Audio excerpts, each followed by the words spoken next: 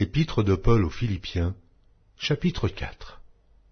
C'est pourquoi, mes bien-aimés et très chers frères, qui êtes ma joie et ma couronne, demeurez ainsi fermes dans le Seigneur, mes bien-aimés.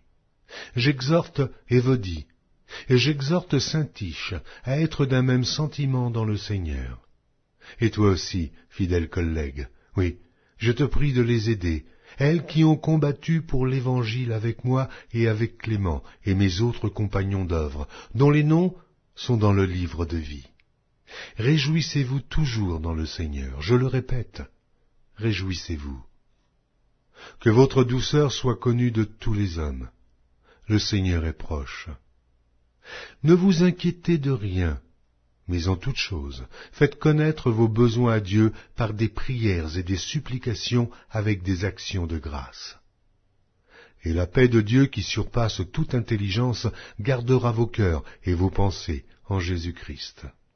Au reste, frères, que tout ce qui est vrai, tout ce qui est honorable, tout ce qui est juste, tout ce qui est pur, tout ce qui est aimable, tout ce qui mérite l'approbation, ce qui est vertueux et digne de louange, soit l'objet de vos pensées.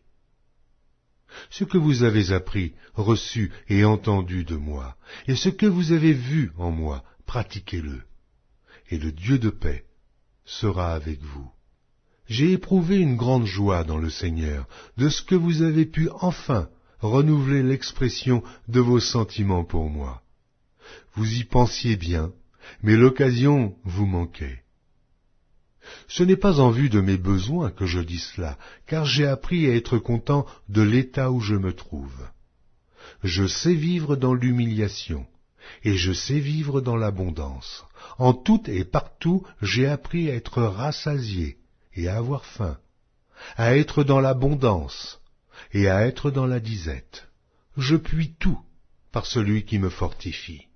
Cependant, vous avez bien fait de prendre part à ma détresse. Vous le savez vous-même, Philippiens. Au commencement de la prédication de l'Évangile, lorsque je partis de la Macédoine, aucune église n'entra en compte avec moi, pour ce qu'elle donnait et recevait. Vous fûtes les seuls à le faire, car vous m'envoyâtes déjà à Thessalonique et à 2 reprises de quoi pourvoir à mes besoins. Ce n'est pas que je recherche les dons, mais je recherche le fruit qui abonde pour votre compte. J'ai tout reçu, et je suis dans l'abondance. J'ai été comblé de bien en recevant par Épaphrodite ce qui vient de vous, comme un parfum de bonne odeur, un sacrifice que Dieu accepte et qui lui est agréable. Et mon Dieu pourvoira à tous vos besoins selon sa richesse, avec gloire en Jésus-Christ. À notre Dieu et Père soit la gloire au siècle des siècles. Amen. Saluez tous les saints en Jésus-Christ. Les frères qui sont avec moi vous saluent. Tous les saints vous saluent, et principalement ceux de la maison de César. Que la grâce du Seigneur Jésus-Christ soit avec votre esprit.